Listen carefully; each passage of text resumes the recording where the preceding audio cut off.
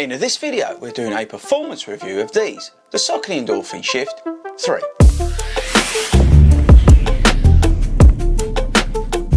What is up everybody and welcome to FORDY RUNS HQ. Now, are you a fan of Saucony running shoes like me? Let me know in the comments. And I wanted to come back to you and let you know how I've been getting on with the Shift 3. Because, as you can see, we've been beating it up and chucking it down the canal and toe parts, and I wanted to let you know how I've been getting on with it.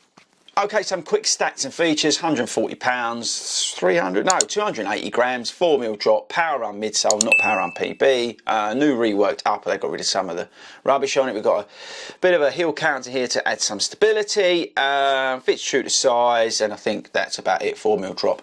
We've got speed roll technology, can you see that? So that's a heel to toe transition. Now this is in the Endorphin lineup, sits there with the Speed and the Pro, and it's there as a sort of easy day, sort of training day shoe in that lineup. They've improved this shoe versus previous versions. I spoke about that in the first video and hopefully you've seen that. But how have I been getting on with it?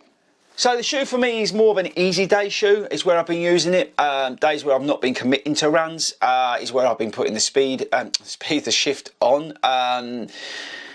It still continues to slightly irritate me in terms of the upper and the fit. I've not yet, despite it's got to be 70 miles on the shoe, maybe even probably 100 miles on the shoe. Probably about 70.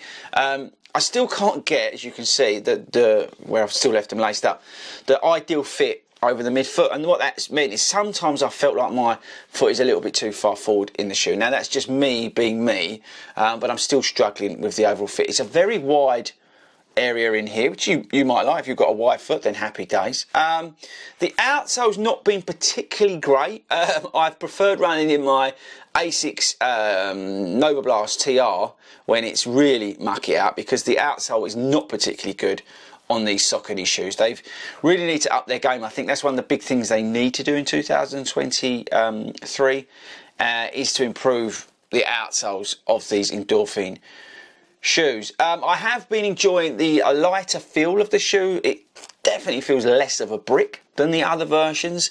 I like the 4mm drop in the shoe. I like the speed roll technology. It does get you through your stride quite nice. It's surprising how good the shoe feels when you pick it up a little bit. So if I'm poodling along on the way home and I'm starting off at 10-minute miles, but by the time I finish I'm down at goal pace, which is about 8:30 per mile, the shoe feels great. And again, I'm going through that real nice.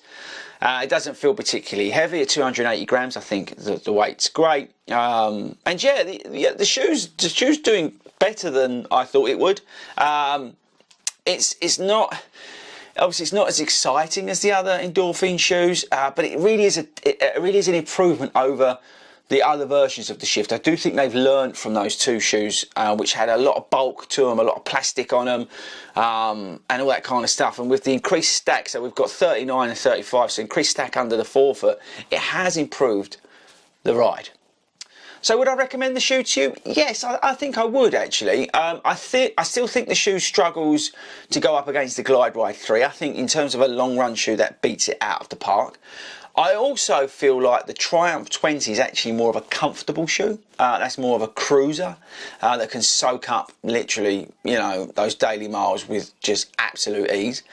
So I think you've got to be open to the idea of looking at other shoes. But for sure, the Shift 3 is a big improvement over Shift 2. So if you shied away from Shift 2 because the first version was just such a brick, then I think it could be worth revisiting this, especially if you've got the Speed 3 or the Pro 3 in your lineup. It can offer something to put into your rotation that gives you that little bit different on those days where you just want to run a little bit easy, or maybe you just want to stretch out a 6-mile run to a 10-mile run, but you want to do that at an easy pace. Then the Shift will soak up those miles real nice. But yeah, so definitely an improvement over previous versions. Is it the best sort of long run easy mile shoe? Probably not. I think I would still go Glide Ride 3, but I do think the Shift 3 has given us something else to think about, although it still does have the worst pull tab on any running shoe.